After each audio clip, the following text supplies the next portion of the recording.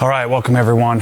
My 861 mile, all original Interlagos Blue perfection car is about to get perfected even more. I'm polishing this thing. I'm probably going to do it over the course of a couple of weeks, and then Ryan from Auto Paint Guard is going to come down. We're going to shoot a whole amazing cinematic scene or sequence or video of us doing PPF on the car. But it did have PPF on it that I removed in the previous video, so make sure to go check that out. But there's I'll show you in a second, there's a line on the car that was prevalent from the PPF. The car was polished, but very lightly polished from Enthusiast Auto Group, and so I want to perfect it. And then theoretically, this should be the only time I'm going to polish this thing going forward, because I intend to, again, keep this car wrapped. We all know, I've been talking for years about not wanting to PPF my cars. This one's a little different story. My GT3 RS has paint protection film on it. This one will as well. So it's under certain circumstances where I think the car warrants being covered. If it doesn't warrant it, then I would prefer to just see the paint. And just to keep it safe, I don't plan on hitting the lights, but I'm taping everything off. So I'm using 3M Precision tape. I've discontinued the purple stuff, the Precision Plus tape. It's not very good. After working with it for a while, I loved it the first time I used it. I haven't liked it since. But because all this is going to get pulled off, all the reflectors are getting replaced anyway, and we're setting up the car for paint protection film. I pulled off this. I pulled off the side gills. I'm going to pull the grills. I've already removed the badges. I removed the rear deck spoiler. And so I'm going to go through. The car has been, like I said, lightly polished and then coated. So I need to remove that coating in order to prepare it for our transition into getting paint protection film. And then we'll coat the PPF as well. The thing that had me really nervous is that this had front clip PPF on it. So just the nose, meaning there's a line, and that line didn't come off with the first couple of polishing passes. So that really made me nervous. I was able to get it out. My next step was going to be to sand. I was going to do a 3000 grit sanding, which I'm sure would have driven many of you off a deep end. In many instances, sanding will actually remove much less paint than doing repeated heavy compounding polishing steps. But I keep doing that. But in this case, I was able to get it out with only removing maybe a micron of material. Remember, when you're polishing a car, what you're doing is you are abrading the surface and removing paint in order to make it look flat and clean. So just keep that in mind. You never want to hit your headlights, even though these headlights are going to come off the car. You don't want to hit your headlights with a polisher, because that'll prematurely destroy the UV top coat that's on your headlights. I make it a habit to just tape the whole darn thing off. It takes an extra 2 minutes to do. You might as well do it. And to make it so that taping isn't so painful, I used to tape the whole car off because I was always trying to make videos for you in a very specific fashion. Well, on this car, I'm going to tape it as needed as I work around it. All right, so let me show you the line that we're working with here that I'm removing. So I have the hood propped. Notice there's some hazing here from me polishing, but can you see this line running across the power dome there? And then as you come down this way, the line disappears. So I was able to remove the line by polishing the crap out of it, just using the right polish. And so there's some adhesive left over. And so I'm getting lots of hazings. This paint is surprisingly very hazy. See that? See the haze there? So this is normal color here. This is normal color here. So I polished this spot. So there's a lot of hazing coming from the heavy, the heavy-ish compound that I'm using, the Sonex Cut Max. And so let's go through and do this section. And Mike, we're going to do this video a little bit differently than we normally do. We're We're going to kind of run and gun this, kind of capture more vlog style of us polishing instead of me doing my normal, boring polishing. I might even let him put some music in this video. So he's going to capture some B-roll, some transitions, and I'm going to point out some of the things that I notice. But my intent here is to polish this thing to perfection. Not so much of a tutorial, more of just a polish the thing to get it prepared for PPF.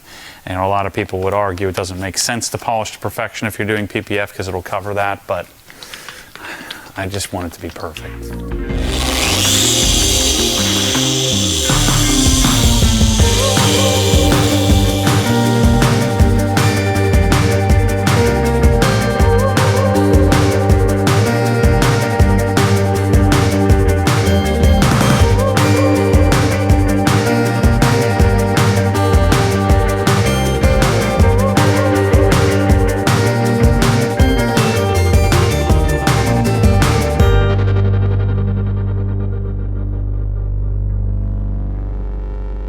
Let's say this paint is medium to hard-ish. There we go. We at least got that now uniformly hazy. But you don't want to paint protection, or you don't want to coat your car before paint protection film. So that's something, a little tip you want to try to avoid if you can. Now, because I'm doing pretty heavy microfiber and cut max, I'm going to want to make sure that I blow out the pad every time. So I'm going to spend the next hour or so on the hood and probably the fenders, and I'm going to take this like a couple of panels at a time, day by day here. So my guess is it'll take me about a week and a half to polish this thing, just because I want to enjoy it. It's been a long time since I've polished, so we'll capture some footage, some footage of some of the things, and I'll be sure to update you as I encounter problematic areas. But I'm excited for what this thing's going to look like when I get it all done. It's time to put the time in. No way around it.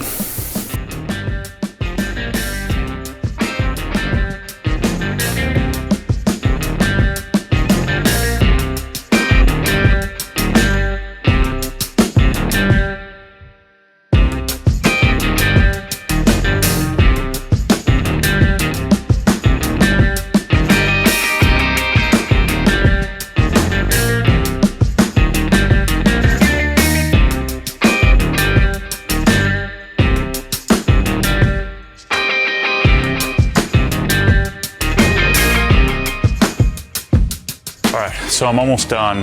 The project has been pretty basic, other than really having to do many passes on this car. What I've been doing now, I tend to not dig too deeply into the lower part of the car. I did more than I do on normal cars. Of like these BMWs tend to get little tick scratches for whatever reason, and you can usually see those better on a darker color than a light color. And so I had one right here that I was tackling right on the top of the fender. And so what I'll generally do for those, rather than polishing and treating the whole area, I'll throw some cut max on my Nano, and I'll kind of work that spot and get that scratch removed.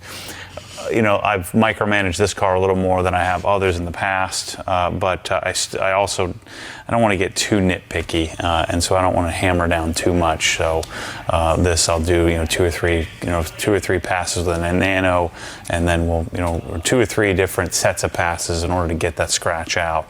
But there have been a few scratches, like especially under where the spoiler is going to go, that I didn't want to really mess with, that I left alone. But yeah, car's coming out great, and there really wasn't anything outside of, I didn't compound the Shadowline trim. I just did perfect finish on it, and I've kind of treated sections at a time, where I did the cut max, the bulk pad, spot treat with the Nano, then follow with the perfect finish and finish it up. But I really didn't do anything special. I did a little bit of rotary in the door jambs, but I don't like rotary if I can help it. I know a lot of people like rotary for edge work.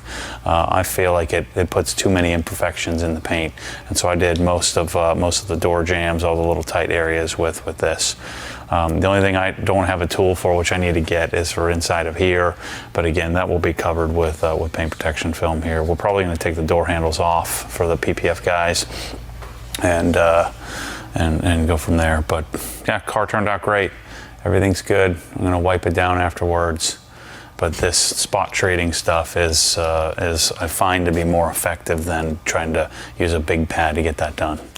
All right, everyone, that's a wrap. The car is now polished and ready for paint protection film. Ryan from Auto Paint Guard is coming up. We're going to wrap this whole darn thing, with the exception, I found a dent. So we'll save, shoot, that's this whole thing, isn't it? So I'm probably going to save this panel for Michael Good to come take the dent out. And then I'll probably send the car down and get this fender wrapped at the end or something like that, and drive it down there. But I did have the spot treat, so we got the coating removed. This coating needed to be hammered on, so the coating's been removed, and I'm going to wipe it down with some N914, and then after that I'm going to wipe it down, well, before we do the PPF, we'll wipe it down with some G-Technics panel wipe. And I won't spray it directly on the paint, I'll spray it on the pad or on the towel and wipe it. The interesting thing about this car, I've never seen paint like this haze so aggressively and then clean up so nicely with the darn, with the perfect finish. So two-step, hammer down compound with the microfiber cutting pad, and then with Cut Max, and then followed with perfect finish. And this thing looks darn good. We're going to cover it up with some PPF. Of course, you know, the difficulty, there's still a wave here, which is disappointing, which we won't be able to see with the PPF. The wave is only about this section right here, that I just don't feel comfortable doing any more hammering on the paint. But I've gotten out, let's say, 90% of the little imperfections, little scratches. I don't tend to micromanage the doors down here in this area, because you can't really see those, especially when PPF covers it. But this car's special, man. It's exciting. The giveaway for my one behind here starts in a couple of days, so make sure to go buy some stuff. Help me pay for this thing. So thanks for watching. As always, stay tuned for more crazy. Hope you enjoyed this slightly different, more condensed version of polishing. It took me about a week and a half to get this done, but now it looks great. See you soon.